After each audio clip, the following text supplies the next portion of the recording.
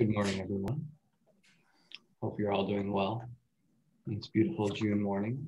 As you know, this will be the fourth and final of our sessions on Nella Larsen's book passing. And I'm sure with me, you've just been delighted to have the opportunity to learn from Victor.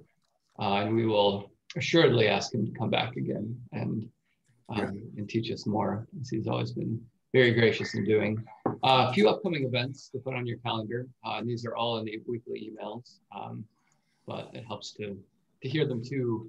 Perhaps most importantly, on July 8th, there will be a 7 p.m. meal and conversation with parishioners from St. Vincent de Paul Parish. This is going to be the first of, we hope, many joint efforts in both of our parishes to create opportunities for us all to come together and eat and talk. The focus of this conversation will be 6 for sainthood, the 6 African Americans who are in various places on the road to beatification. So we'll hear a little bit about them, but really it's an opportunity to share food and to get to know one another. Following from that, we're hoping to build in opportunities for Christ the King parishioners to go and worship at St. Vincent de Paul. Sometimes it can be easier to do that when you know 1 or 2 people. So be looking for that. We're hoping to have at least one date on the calendar every month where you know that if you make your way onto the north side, you'll see other people from Christ the King Parish. Again, our effort is just to create better proximity between our 2 parishes. We're only 5 miles apart, but sometimes that could feel like much longer distance. And if you know any young adults, and young adult can be as old as you like, we're having a formation series in July that I'm leading on the Lord's Prayer. So if you know of anyone who's looking for a spiritual formation opportunity, send them that information. We're trying to rejuvenate our young adult ministry after a long hiatus. So feel free to spread that word. And then finally, in August, we will be discussing a text as part of our anti-racism reading group. The text is Strangers in Their Own Land, Anger and Mourning on the American Right by Early Russell. This is a sociological study of Tea Party culture in Louisiana. So an effort to kind of look at what the roots, the cultural roots of what many of us call white supremacy or white-bodied supremacy by a notable sociologist. If you would like me to order you a text of that book, the cutoff was last Friday, but if you email me today, I'll put you on the list. And even if you don't manage to read the book, please do join us for the discussion in August. You'll learn something. So what time is that? That's always at 7 p.m. on the second Tuesday of the month. Oh, wow. I might have to miss it, darn it. I already did that already. And we're still keeping it on Zoom for now, so that won't change. So it'll be recorded then? Will not be recorded. Usually, because the nature of these conversations can tend to get a little personal because we're discussing not only the text, but our experiences, it's easier to create an opportunity for people to chime in if they know that they're not going to end up on YouTube somewhere. So in July, we will not have any Sunday morning adult ed events. Look for us in August, and we'll resume with a series featuring a number of different panels. The first will be, and I'll get the dates to you over the coming weeks via email, will be welcoming speakers from a variety of groups in the community who are doing anti-racism work. So it's our effort to learn more about the community. We'll have someone from Workers' Dignity, and we're lining up some other speakers. And then on a following Thursday, we're going to be welcoming some faith leaders from the local community, a spokesperson from the local mosque, and some pastors from some local historically Black churches to talk about their experience of what it's like to do church in Nashville in this conflicted time. So it'll be an opportunity for us to humbly listen. And then we'll have an opportunity for us to all gather again and talk about what we heard from those 2 sessions. So look for dates. We're still lining this up, but that will take place in August. That will be on Zoom as well. We thought it would be easier to get outside speakers if we continue to maintain some some distance. But then going forward, we anticipate moving back to in between the masses in the West Wing for subsequent adulthood. So all of that's to be decided, but that's kind of the forecast for the next few months. So without any further ado, I'll turn it over to Victor. Thank you, Victor, once again for joining us. And thank you, John, and to all the members of the class. Please know of my gratitude for your invitation in inviting me once again to be a part of the adult formation program here at Christ the King. And I'm hopeful that this session has supported what John has developed as a curriculum for the parish. I have to begin also by saying that last Friday, the Information Technology Department here at Vanderbilt began what was supposed to be the last of the migrations resulting from the separation of the medical center from the university. And in reconfiguring my computer on Friday, I've been having some difficulty with connections to the internet. So if I should disappear, please be patient. I'll run down to my classroom and try to log on from there and compensate for any loss of instructional time during our hour together this morning. We had concluded in last week's session with the observation that Beth had introduced into the discourse, that perhaps one may think of Claire as the embodiment of Irene's bourgeois fantasies, and how the presence of Claire in the life of Irene Westover Redfield, and I think her name is quite significant, her maiden name. She has crossed over onto the West, if you will. She has passed onto the West, all that the West represents. And this presence of Claire has very much threatened this effort on the part of Irene to maintain a status quo, to maintain a sense of what might be described as the ordinata concordia, the ordered, the concordance. And by the presence of Claire now in her life, there is this discordia, this disruption to the order. And I want to begin. Beth, do you have any further comments? Because time did not permit for a full discussion of your view last week. No, I think what I was so intrigued by was yes, how Irene became so, well, I was going to use the word enraged. She was not, but that element of discord that was happening in her, and yet she was able to rest with who she was in her community almost. So that, I think that was what really struck me about these two characters. They both are sympathetic characters. Yes. But at the same time, I feel so much more for Claire. There is no rest for Claire, I feel. And I'm wondering, Beth, if perchance Larsen is not suggesting, rather tragically, that the only rest for Claire would be in death. Barbara, I see your head shaking. Do you agree as well? Yeah, we begin this novel with Irene fearing that she will be expelled from the Drake. And the novel ends with the expulsion of Claire from this high-storied building.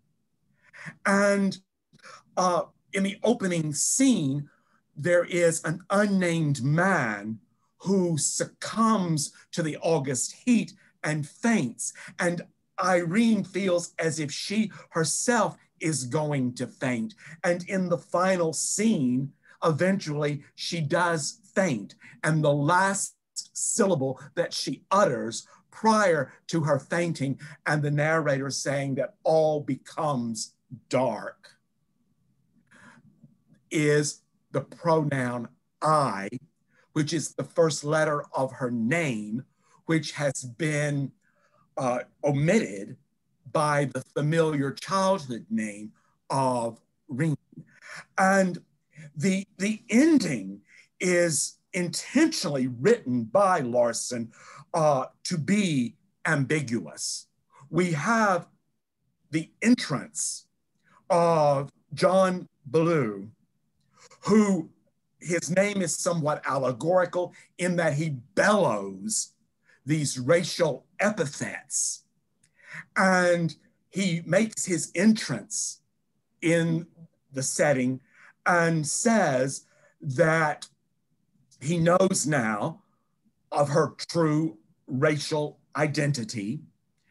And the scene that follows, where he advances toward Claire, standing by the window, the other men intercede, Felice moves in between them, and even Irene moves toward Claire and places her hand on Claire's arm prior to Claire's being expelled, if you will, from the scene.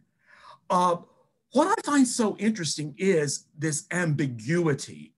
Does Claire perhaps use this as a means to take her own life?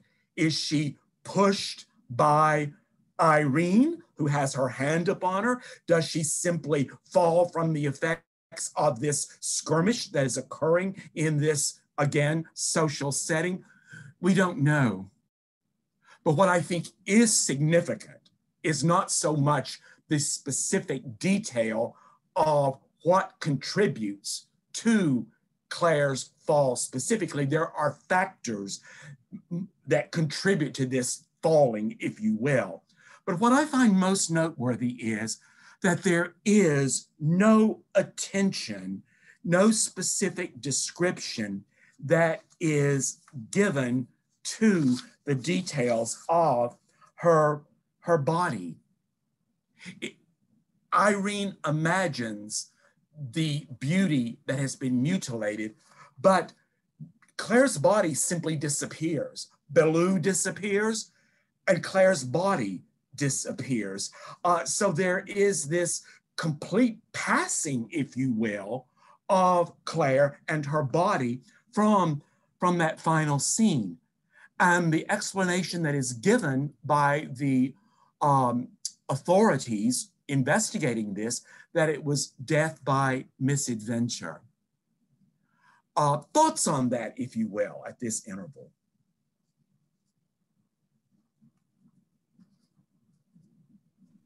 Could be death by miscagination. By what, Carol? Miscagination. Miscagination. Oh, miscegenation. Yes, I didn't say it right.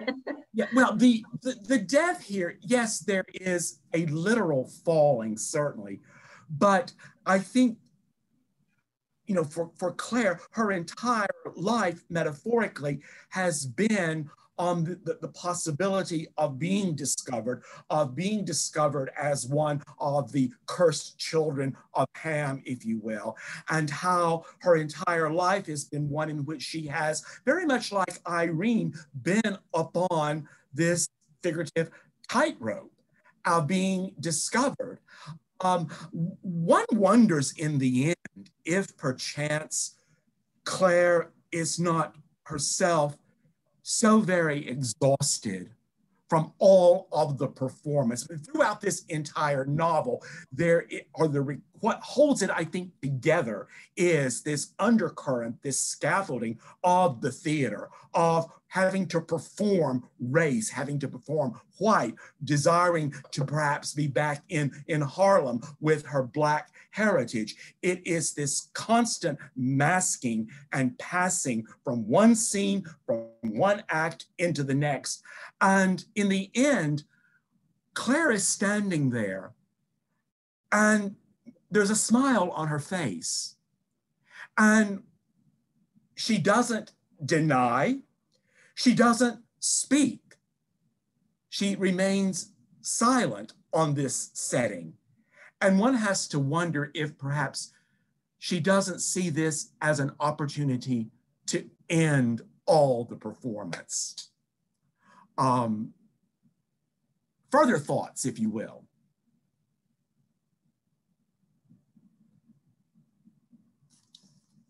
So I'm going through the text a little bit again, and I'm just noticing the word free coming out at me. And that last scene that Irene, she couldn't have Claire Kendry, this is after the smile, Claire Kendry cast aside by Baloo, she couldn't have her free. That's Irene's thoughts. And then again, Irene wants to be free later if only she could put the memory of her vision on Claire's arm. She could be free of mental as she was bodily vigor. So I'm wondering about just exploring that idea of Irene wanting to be free, but Claire, who seems to live in a free world, embodies that for her.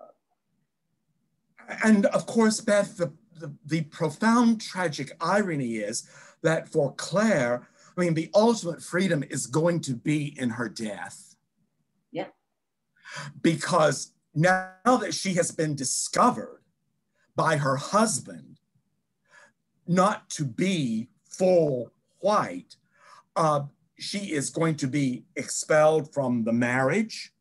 One wonders about one of the ambiguities that's not even addressed is the future of the daughter Marjorie. Will she simply be relegated to boarding schools in Europe and not have to be in any way a part of the father's responsibility other than by financial?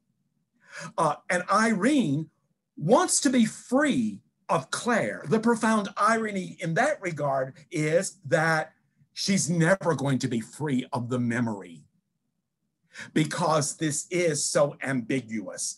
And she wants to be free of Claire, and Irene's insecurity becomes so magnified, I think, in the third of the three acts, in that she is so insecure in this tightrope walking that she is performing, that she believes that Irene and her husband, Brian, that they're having a relationship.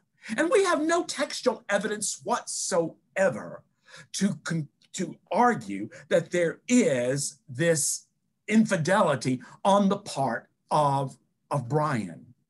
But I think it magnifies just the profound sense of insecurity that Irene has as a result of this figure from her childhood past appearing. And the threat that presents to Irene's effort to remain fixed and in this state of stasis itself. Now she has the memory of this experience and the fact that her own flesh touched Irene's flesh as well. And to think that one can become liberated or that one can eradicate a memory is certainly an exercise in futility. And the more that one would endeavor to repress it, that I would argue empowers the memory. I think Eudora Welty was quite right when she wrote, "To the memory, nothing is lost." And that is the posture in which I see Irene, right as she faints. And everything goes dark. But she will be resurrected from the fainting, and light will be restored, and she will have to live the rest of her life. Is she complicit in the death? She has wanted Irene removed, and her thoughts have become so intense, and that she's has thought about, having her removed from her life. So she is not in any way innocent. She may not have pushed her, but she is not completely innocent of thinking of the demise of Claire Kendry. And now, in her effort to be free, she is imprisoned. The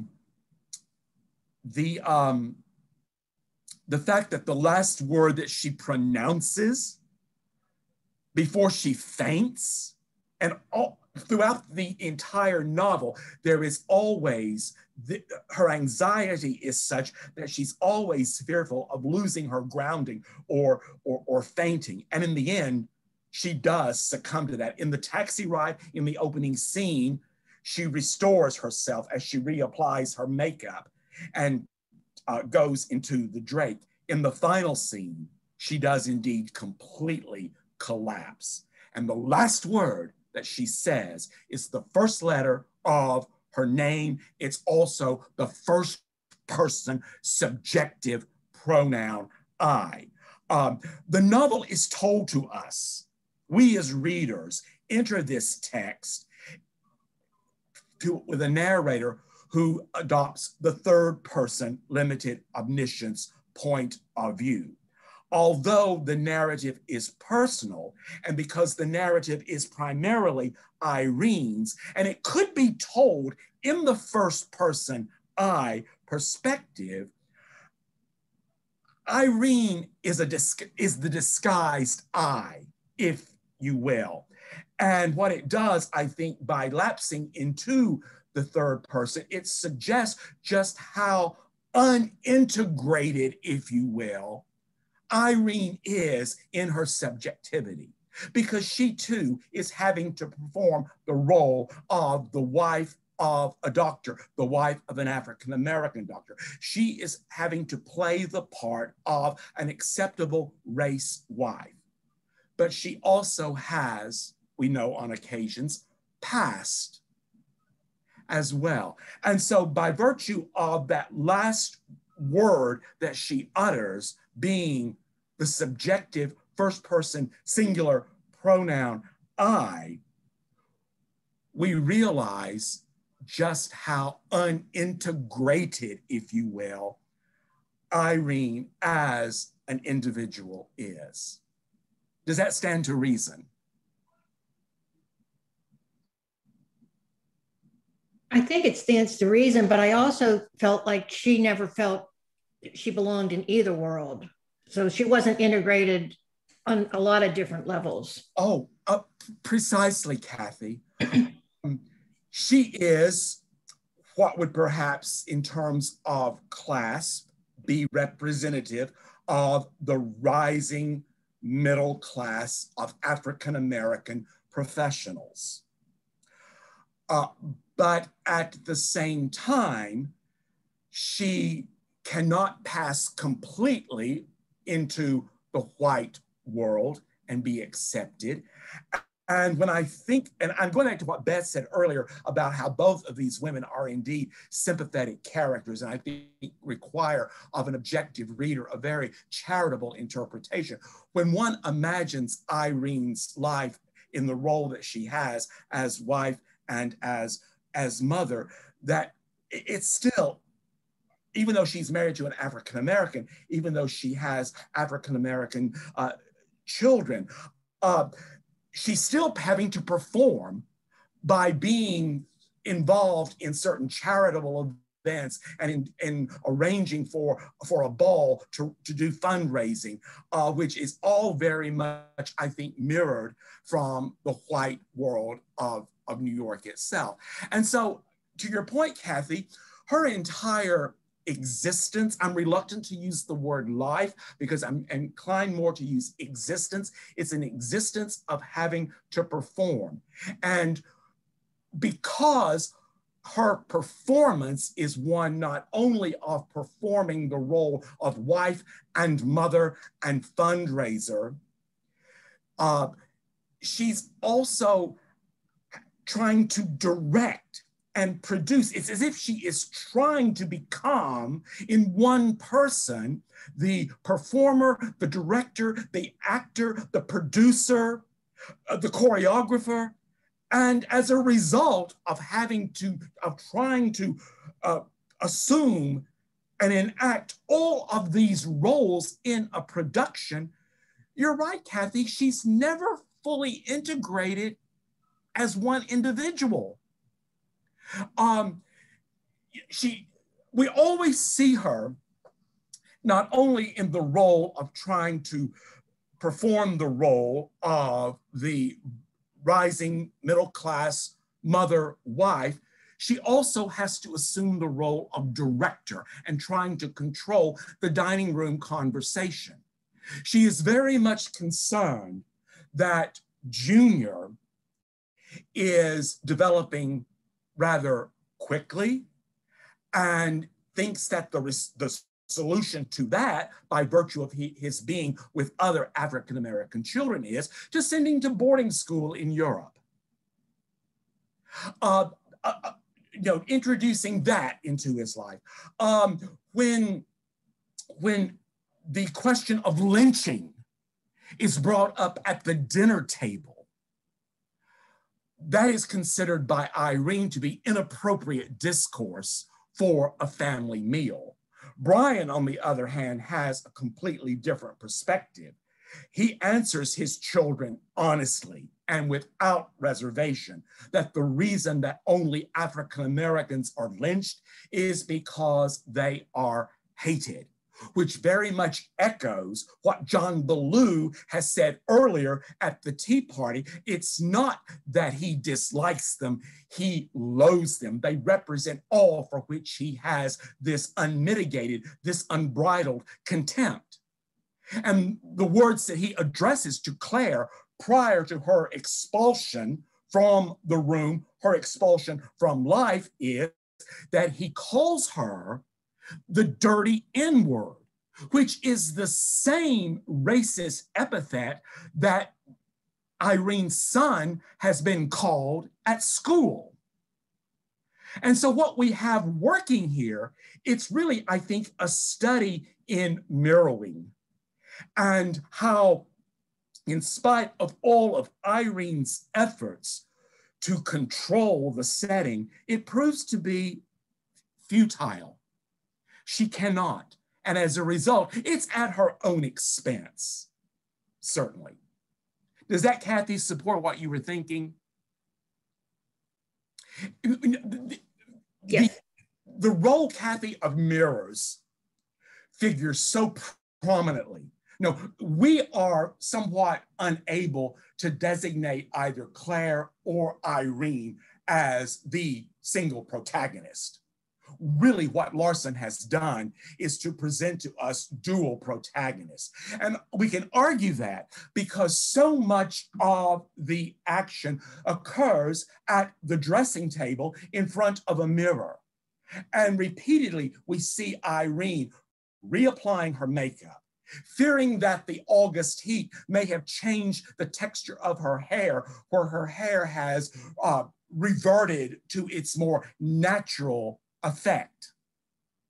And, Claire enters into the bedroom as Irene is sitting at her dressing table, applying her makeup, and even assumes a place in Irene's favorite chair. And the posture in assuming her place in Irene's favorite chair is not one of erect formal posture. It's more feline, it's more cat-like, if you will. And that's how Claire has been described through the eyes of Irene.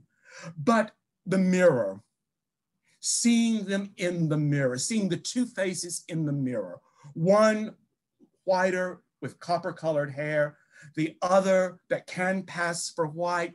And it's these two images of the women coming in and out of the mirror, which I think suggests how ultimately neither is fully integrated into a whole sense of oneself. Putting on the mask, performing. And when Irene is sitting at her dressing table and Claire has come unannounced, and she begins to try to apply the makeup to her face. And the entire time that she is applying the makeup, she is rehearsing in her mind what she is going to say to Claire, whereby Claire will no longer be a part of her life. So putting on the makeup, sitting in front of the dressing table mirror, rehearsing one's lines. When we think of the lives of these two women, it is this unrelenting, this unceasing act of performing, if you will, performing these different roles, but never really being able to become one's honest self. And whether one falls to one's death, and that brings an end to the acting of passing, or whether one faints and is revived, it's for Irene, it's only beginning. It's the third act, it's the finale, if you will. But you and I as readers know that the curtain is about to rise on another act, which she will have to navigate. Comments or questions? Victor, I was struck by Irene's effort to navigate what she saw threats to her life in the last part, and her, efforts to kind of construct ways to cope, including living with what she perceived to be Brian and Claire's affair, that she would just ignore it. And and all of the machinations she goes through as she imagines different scenarios and what's most tolerable in order to keep control of this fantasy that she's living. And further, the exhaustion that keeps being played out, how tired she is, how worn out she is. And in many ways, a contrast to what Claire seems to be, a woman of energy. You see Irene burning out as she struggles with this threat. So precisely.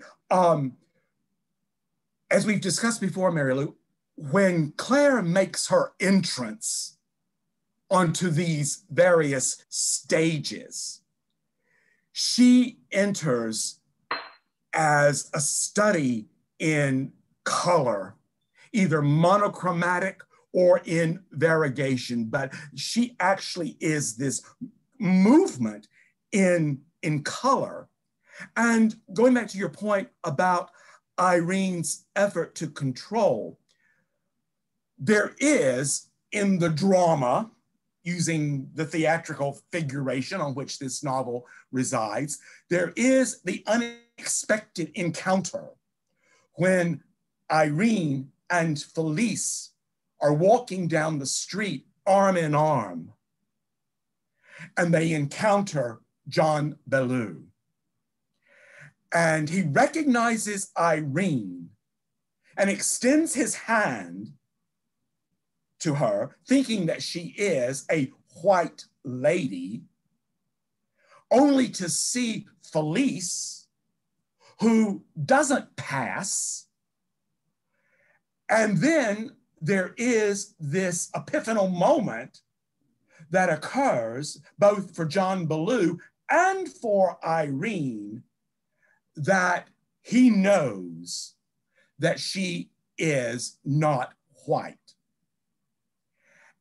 And then inferring that because she keeps the company of Claire, he begins to doubt Claire's true identity. And he extends his hand only to withdraw it.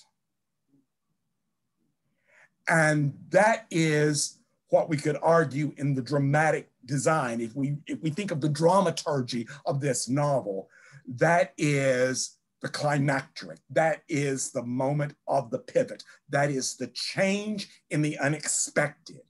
And hereafter, we will have the gradual denouement, the unraveling, the unfolding until the tragic final scene.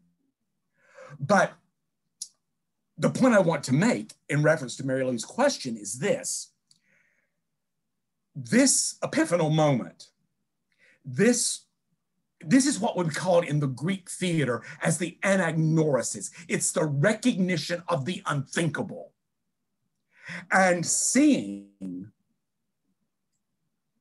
Irene embraced with Felice, that is, for John Ballou, that is the recognition of the unthinkable. But it becomes the catalyst whereby he begins to discover the truth about Claire and his marriage. Irene, now we have to argue this. Irene could she not? And one might think that she has the moral responsibility to tell Claire about this encounter because she knows the rage that John Ballou embodies. She has already seen that rage just in his language. But now it's more than just his language, it's in his body itself. And one could argue that if Irene really regarded Claire, that she would tell her this so that Claire could be prepared. But instead, she withholds that information. And we as readers, Mary Lou, have to ask the question, what motivates her to withhold this information? Knowing full well Ballou's character and the effect that that could have upon Claire's life, she withholds it because, as we are told, she cannot take the chance that Claire would become free. This would perhaps expel her certainly from the marriage. It would result in a dissolution of the marriage. There's a precedent in the court for such a dissolution that would allow her to be free.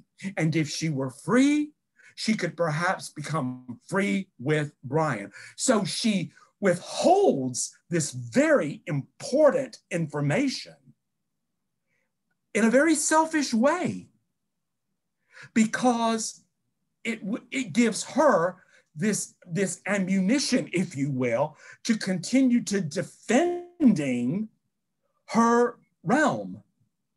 She cannot take the risk that Irene could be freed from her marriage because then she could infiltrate more into this realm that Irene is so carefully trying to guard, over which she is keeping this vigilance. Does that support what you were thinking, Mary Lou?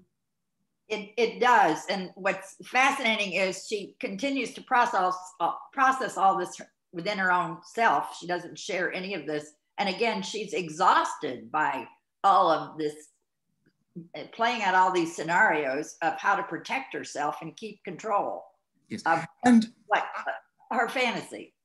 Yes, and of course, the fantasy that she will construct around Claire's tragic death and how that will perhaps become, if you will, exponential because of her pronounced insecurity.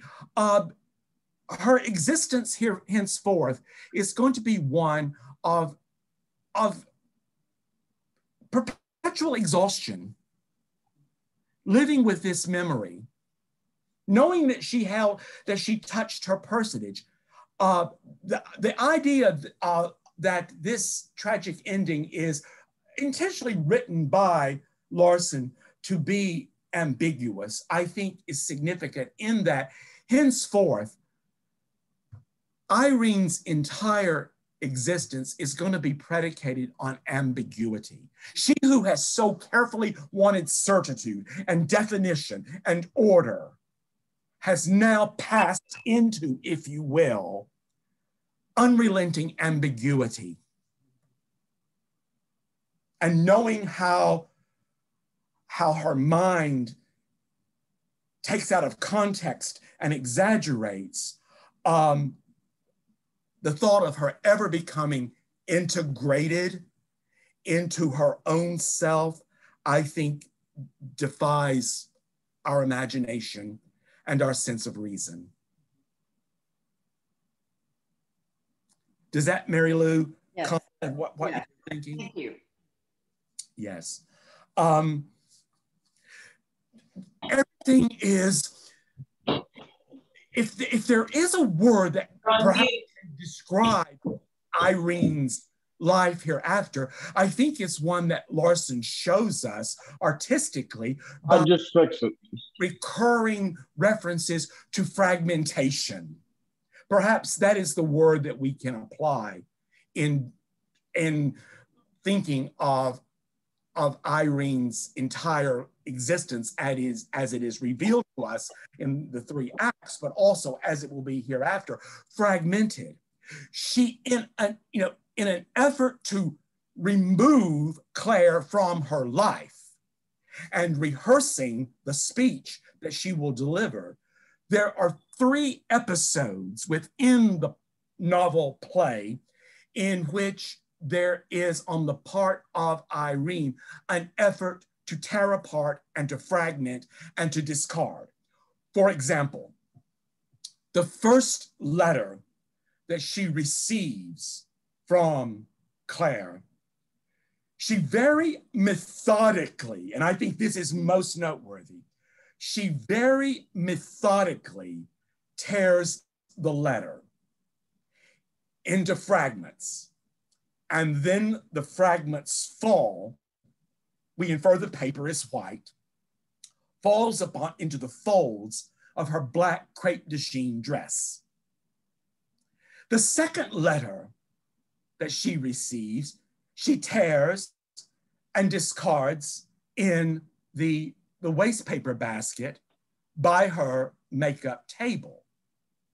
And then there is this breaking of a teacup at one of the parties.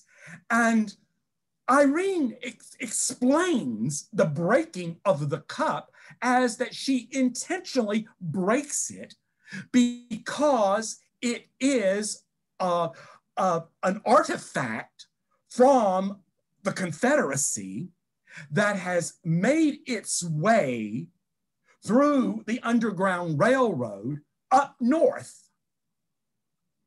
And that teacup, she shatters. So 3 occasions of fragmenting, and the fragmentation of the teacup occurs with Claire in the other room.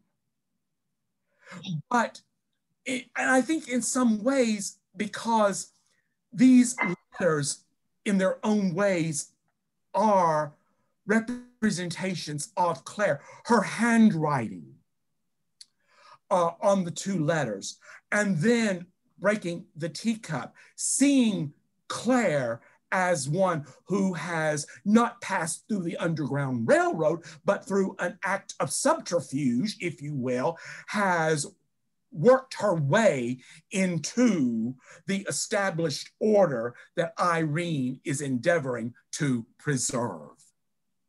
And so I think Claire becomes emblematic not only of the pieces of paper on which she has written, but also of the teacup, the fact that it's intentionally broken, fragmented. And then, of course, one of the servants in Irene's household comes and has to clean up the fragments. And I'll tell you this, what is also noteworthy is this. Irene's household staff are referred to by Irene not as person. She uses the word creature, and they are themselves lighter skin. They are referred to as having chocolate skin, light chocolate skin, and they're referred to not even anthropomorphically, but as creatures. And so what I think this suggests also about Irene is how she is, again, aspiring to this more white bourgeois existence, having household staff, but yet not having them with darker skin but also referring to them as creatures, seeing, although they share the same race, seeing herself superior to them in rank. And that's mirrored in Claire. Claire does not have dark-skinned attendants in her home because she is afraid that they will discover who she is and that she's passing. She has to control that, certainly, and she will not have another child, because of the fear that a second child, unlike Marjorie, might have darker pigmentation. And so what we infer is that the relationship of Claire and John Ballou, given how he is not always present, how he travels so much, that it's not a very passionate marriage. It's one in which he does not expect to have more than one child. We also know, do we not, that Irene and Brian share separate bedrooms. And so even this idea on the part of Irene, now having had the two sons, if you will, there is Junior, there is the heir to the Redfield name, and then she has the second son. It's very, I think, comparable to the European model of succession and inheritance. You have the firstborn son who takes the father's name, and then you have the second son. And Ted and Brian, the sons, they're described as being quite different in temperament. It's as if you have the heir presumptive, and then you have the spare, as they say in England. And so even that European model of succession, you see Irene trying to adopt as well, and to interweave into her life. And not wanting, the separate bedrooms, as if now, that she has fulfilled all of her duties. She has now created this very nuclear family of a successor and one who is a parent. And that's the stasis she wants to maintain. And she doesn't want her sons knowing about racial history. She does not want them knowing, Brian is hearing on the playground racial epithets. And let's keep in mind, this is not happening in the South. This is occurring in the North. He is hearing, he is called what Ballou will call Claire. And she does not want him learning about the matters of human sexuality on the playground. She doesn't think that's an appropriate subject. She doesn't want him to grow so fast. And so the idea of sending him to Europe, the idea that will impede his own development. It's exhausting when one thinks about how the energy that is expending. What we have to argue is this never will allow Claire or Irene to experience in the fullness of the present what opportunities could unfold themselves, because they are always living in the future. They are thinking of the future. It's a future in which the voices of the past can be quite audible. And as a result, the presence becomes, I would argue, somewhat of a very artificial existence. And that, I think, is Larsen's way of showing us just the emotional and the psychological effects of performing race. Other comments or questions? Victor, I was thinking of a short story, pardon me, it's called The Hitchhiker. Mm-hmm. Where a person is driving across country and he sees this hitchhiker and he ignores him and he keeps popping up. Like Claire keeps inserting herself, kind of like a phantom. She keeps coming into Rene's life and it ends badly. Yeah. She does indeed. That's an interesting way of thinking of Claire. as somewhat phantom-like in that she simply arrives. She appears unannounced. She feels quite comfortable in a setting where she has not been invited or in which she insinuates herself.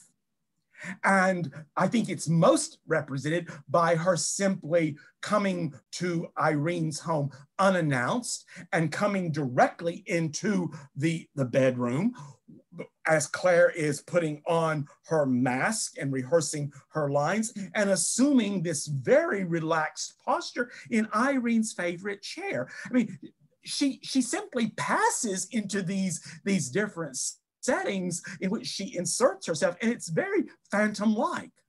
And even to your point, Carol, even her death, the fact that the body is simply whisked away and there is never any attention given by the narrator to the actual physical body of Claire itself. She simply passes from the final scene. So yes, there is that phantom-esque, if you will, quality with which Larsen draws her. And I think that's also appropriate, Carol, in that because now, given the moment when Irene will arise from having fainted, she's haunted. This experience will be one that chronologically can be dated and documented in an accident report. But for Irene, this experience is one that will undeniably live in the historical present tense, and how she will pass through the days coping with this, aware that perhaps she was indeed complicit in the fall of Claire, literally and figuratively, and living with the understanding that she could have interceded. And the fact that she could have interceded and forewarned Claire that Ballou is aware of the truth and that she doesn't, that withholding information, thinking that it's going to protect her, the profound irony is it doesn't. I think stasis and fixed are nothing more now in the lexicon of Irene Westhover Redfield. They're footnotes.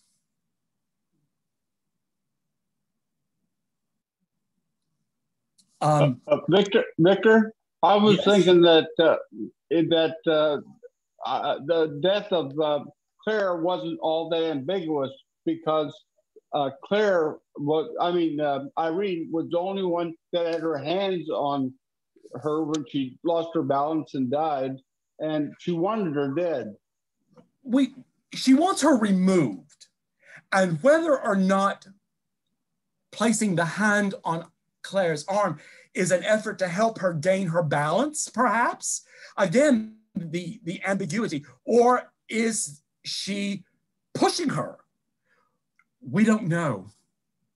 And I think Larsen is intentional in not providing a specific, definitive, conclusive reason for the death, that she is really keeping our attention focused upon not the tragic ending, but the actual struggle of racial identity and passing. I think in many ways, we can conclude with arguing that Nella Larsen is certainly writing from her own embodied experiences. She's really reworking her own experience as an African-American woman in the 20th century. And there is nothing exaggerated or melodramatic in the final scene. I would argue, although critics have been inclined to say that the ending is rushed, that the denouement is rushed, that it's somewhat exaggerated, I would take issue with that and reply to such a claim by saying that this novel represents a reality that Larsen knew in 1929. It represents a reality that she knew as recently as 1963, the year before her death, when she made a trip to California in an attempt to see her white sister, Anna Larsen Gardner. And according to Thaddeus Davis, one of the biographers of Larsen, she writes that Larsen was rejected once again by her sister, who had not invited her into her home because Nella Larsen was so obviously a Black woman and Anna Gardner was white and without any visible connections to people of color. And later, Gardner will deny knowing of Nella Larsen's existence. When Larsen bequeaths to her funds, Gardner will say, "Why, I didn't know I had a sister." Denying that. And we know from the first lecture that they were together as children. You know, Larsen will die in 1964, less than a year after she attempts to see her sister, her blood relation, one with whom they share the same mother. And I think it's very easy to imagine Larsen having been refused acknowledgement by her only living relative and sharing Claire Kendry's deepest desire when Claire says to Irene, she wants to be a person, not a charity, not a problem, not a daughter of the indiscreet Ham. Thank you.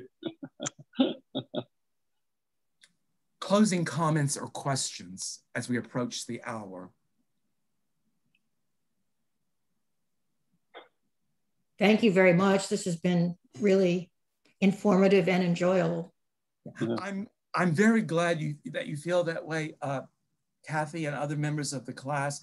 I'm always delighted myself to discover a work of art that was not a part of my own formal education, but to discover it and to see what I wish I had, but I'm grateful that now that I have it. When an undergraduate, Alice Walker, was just calling to our attention the legacy of Zora Neale Hurston.